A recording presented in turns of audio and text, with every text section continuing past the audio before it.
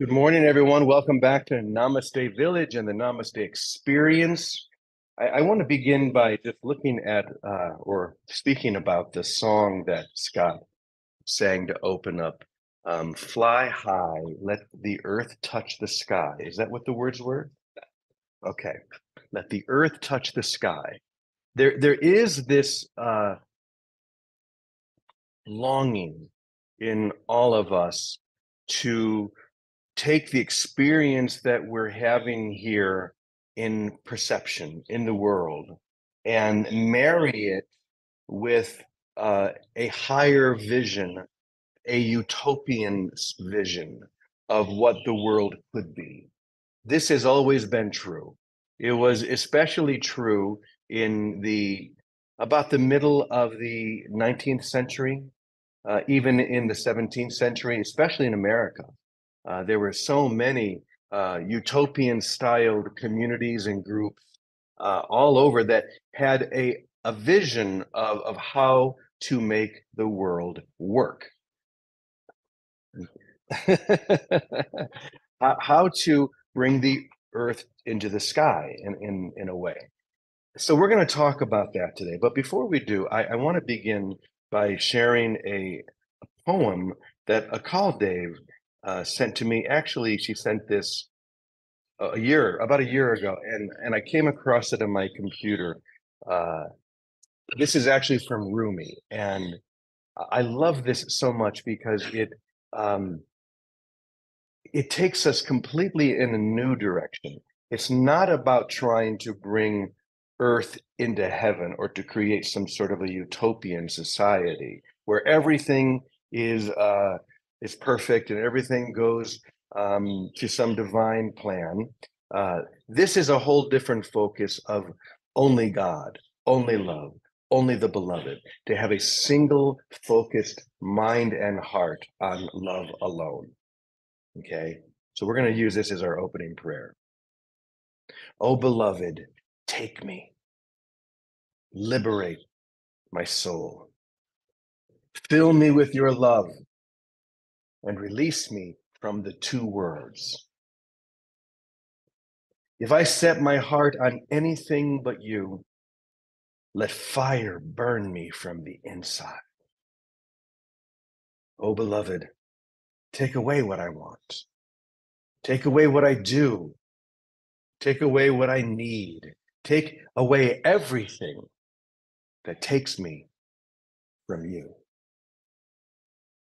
Isn't that beautiful? So there are two levels of, or associations perhaps, for the longing that we feel at the heart of who we claim to be. The longing to make this work and the realization that this is never going to work, at least not in the way that we think it will. And there is a higher call that is already working, where we are already aligned, where we are already one.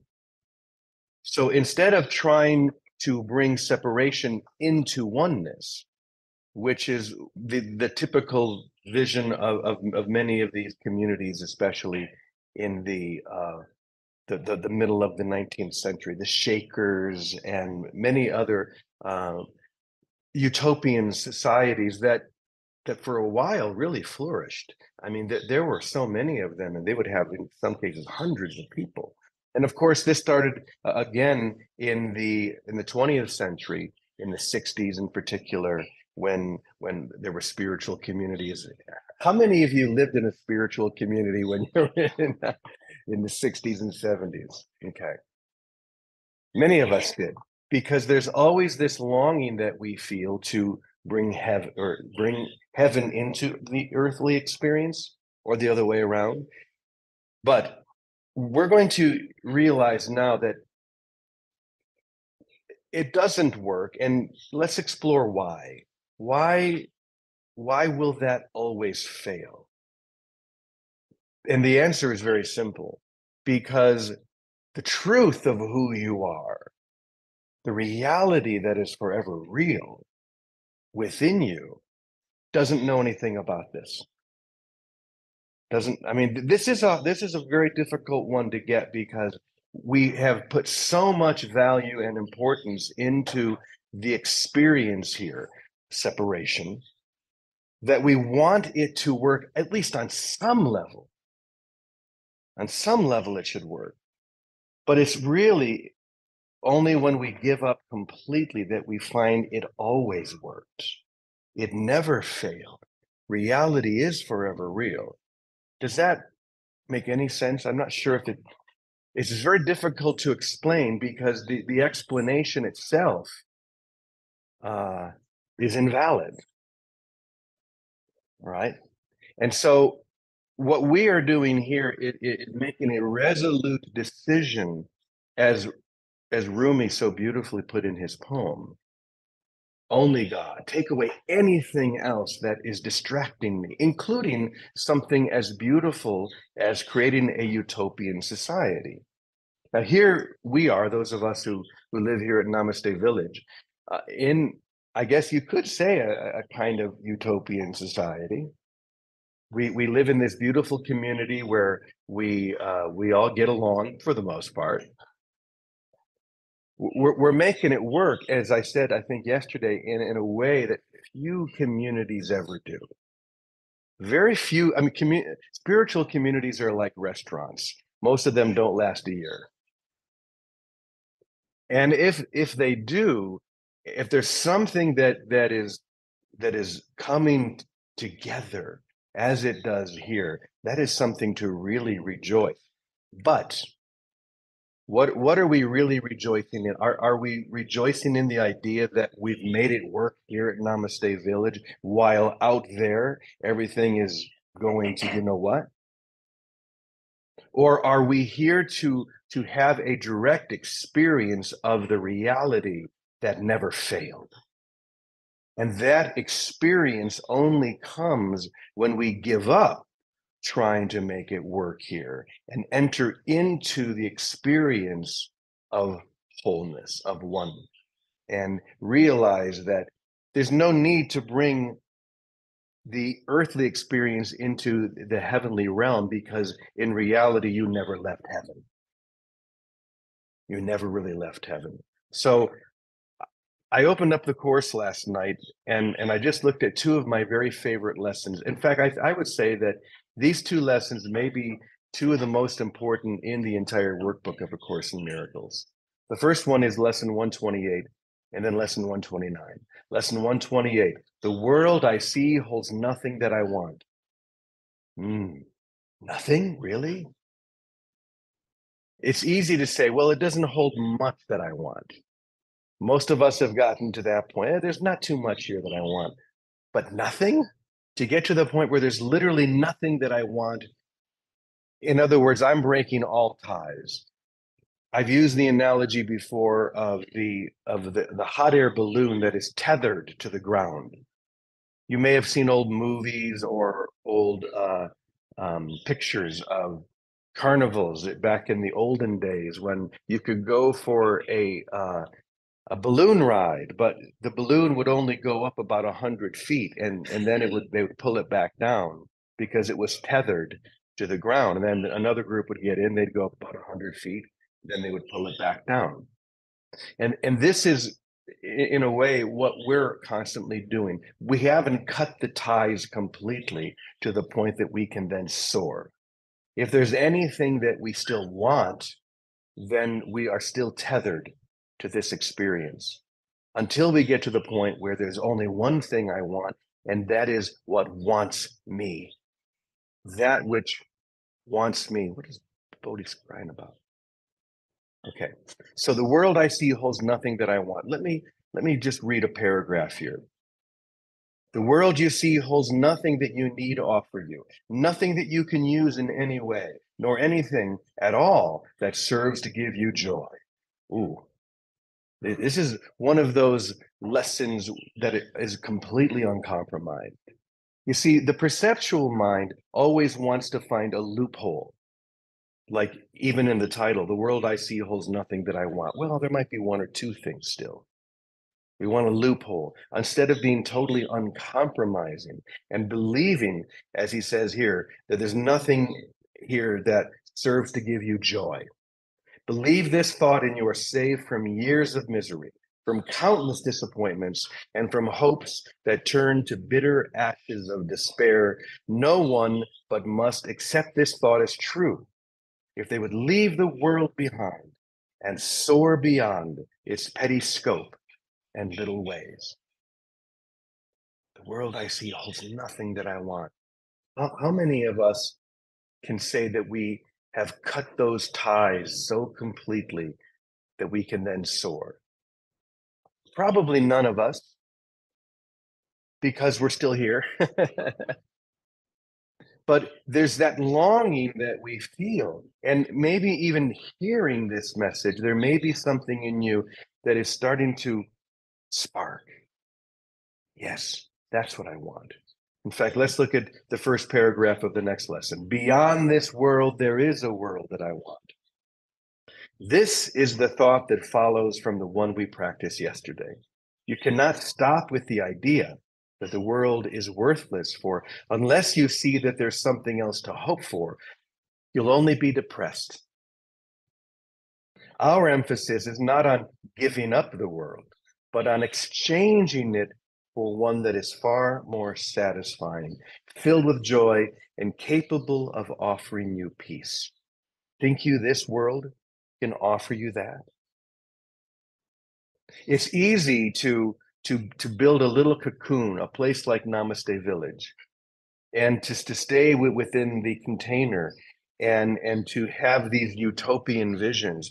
But one of the things that we really need is to remember what else is happening and what the real solution is.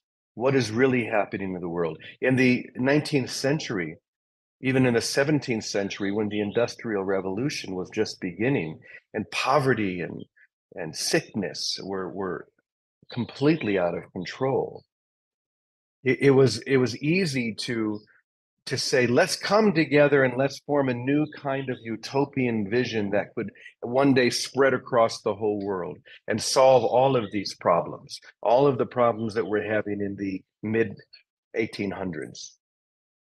Or we could look at what's happening today and how much further down we've gone with the wars, with the plagues, with poverty, atomic weapons. We live in a moment where all of this could be gone like that. If one person were to jump the gun. I told the story of the pause that changed the world. Most people didn't know that the world almost ended around 1980. I mean, came this close to it all just being gone because one Russian soldier who was at one of the nuclear missile sites, who had received the order to launch his weapons, decided to go against the protocol, and he paused. He took a breath.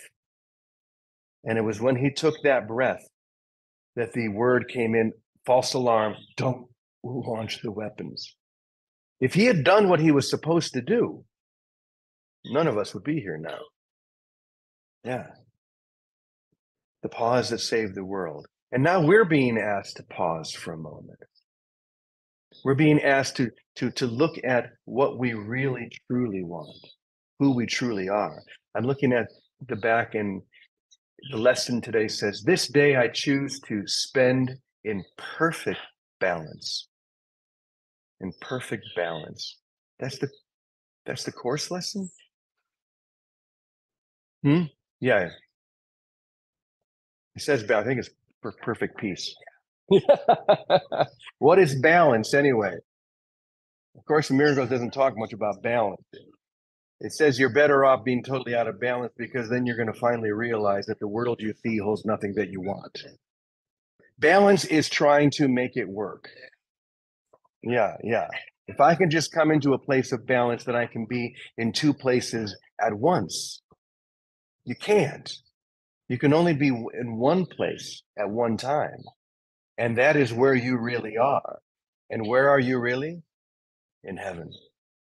This may be the hardest thing for us to get because we've invested so much time in being somewhere other than heaven. There's no need for us to create a utopian society because the utopian society is within us. And it's never going to be projected to the outside. We're never going to find it here in the world. We can form communities like we have here at Namaste Village, and we should. I mean, we obviously need more, but not for the purpose of trying to balance the two. Let's stay completely out of balance and find our way back to the heaven we never left, except in our imagination. What do you think of that? So before we go any further, Vicky is not here today. She had to go to a funeral. So I'm going to ask Scott if you would come up and see if you can take what we've just shared and bring it together into some example of some beautiful song. And I'm going to take this off because yesterday I kept it and then they couldn't hear you. So now they should hear you. You want me to sing, sir? Yes? Yes. Okay. Because I also dance and juggle.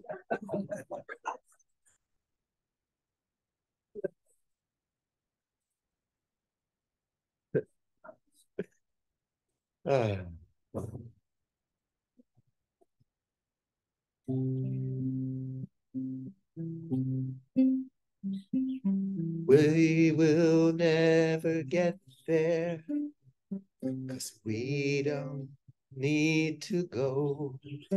There's nothing here to fix. Deep down we know it's heavenly inside of us. There's nothing to change. I choose the joy of God instead of pain. World holds nothing that I want. There are no loopholes. It's not a closing restaurant. If peace is your only goal, community is every cell choosing to get along. One body in God, it's always strong.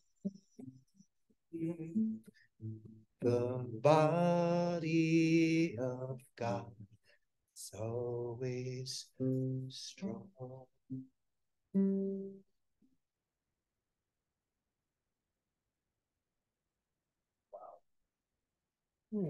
Just made that up. Wow. Isn't that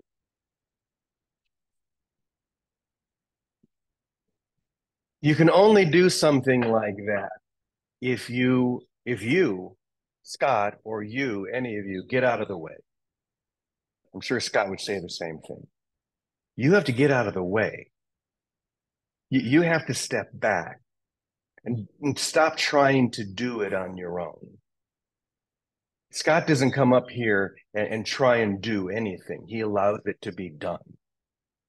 And when we feel that energy of it's already done within me, then it's easy for it to spring forward, to become manifest. And this is really the same thing that we're sharing here today. Heaven is already done within you. It's all within you now. You don't need to do anything. You don't need to go anywhere. We form these communities not in order to try and do something or to change anything, but to come into the experience that it's already happened. It's already done. Until we get to the point where we have cut all of those ties. And the fear that we have, and people have often said this to me, but there are still things that I love here. What about my children? What about my grandchildren? They come with you. Love always comes with you. Love is never left behind. Nothing is lost within everything. When you receive and accept everything, there's nothing that is lost. So we have to give up the idea of loss completely. You can't lose here. Trying to hold on to something is what loss is. Letting go. This is why we start off our morning session every day the way we do. Let's look at those words again. We'll examine them one by one. Okay, we start off with, my soul has but one goal, to awaken to the truth that is forever true. One goal.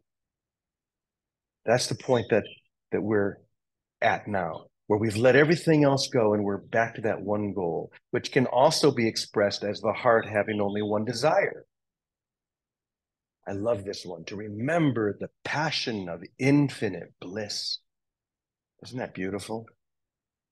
The passion of infinite bliss. Isn't that what you really want? My mind has only one focus, to embrace the reality that is forever real. We have to be honest. Is that true? Are we really here to let everything go except the embrace of that which is forever real? That is where the experience is that we speak of every day. And finally, say this together with me. I choose to awaken now to the infinite love that is my source. I give everything to this love, just as it has given everything to me. I am awake now. I love that we start each session now sharing that, because it brings us right back to that center point. So I'm wondering, let's start here at the village. Is there anyone here that in just a few words can sum up their experience of that longing, or to realize that heaven is here right now? We're not trying to get there. It's here right now. Anyone here have anything they'd like to share since Vicky's not here? Yes, Bonnie, come up so they can hear you too.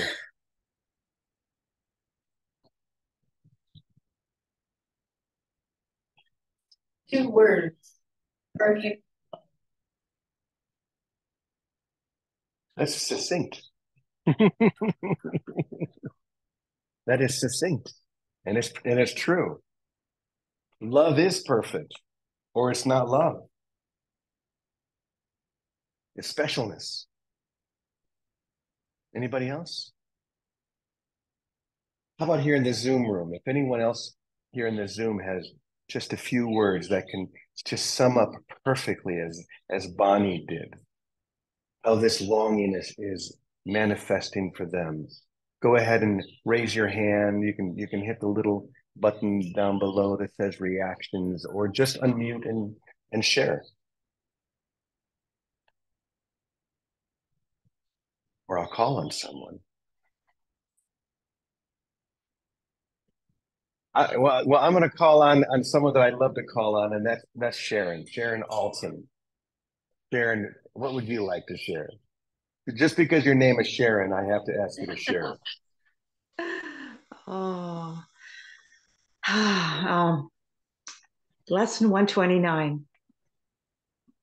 I release hope, and I am so grateful right now. Thank you.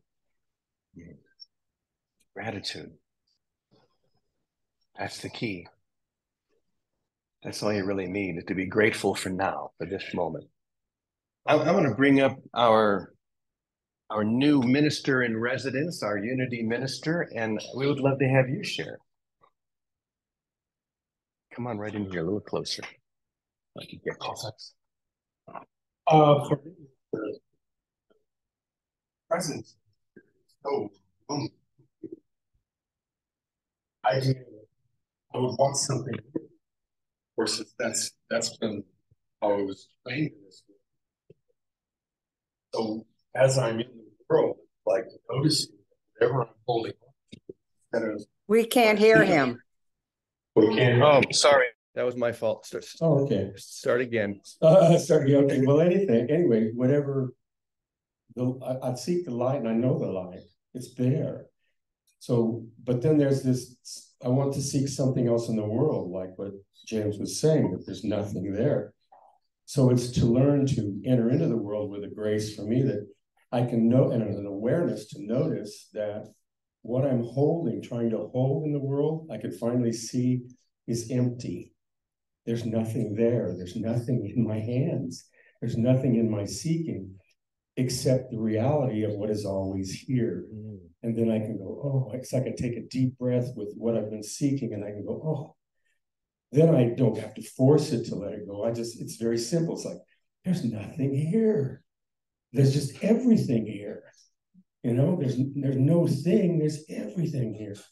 And it's what a grace that we have to do that, to be able to experience that. Yeah. Wow, thank you. Perfect. We've spoken about that before, haven't we? The difference between everything and everything. It's when we separate those two words that we get into trouble. We start looking for things, and we need more things. And if we could just keep getting more and more, but you're never satisfied. That's why living in a place like Mexico, we learn this very quickly, that sometimes the people who have the least are the ones that are happiest, right here in our neighborhood. And sometimes people who have the most are never satisfied. They're never happy because they're trying to get everything. And you can never get everything, but you can be everything. And there you go. What a great way to wrap it up. And so we say together, Amen, Amen, Amen, y punto. Thank you, everyone. Have a blessed day. We'll see you tomorrow. Bye. Thank you. Thank you, Father Keep James. on laughing. Bye now.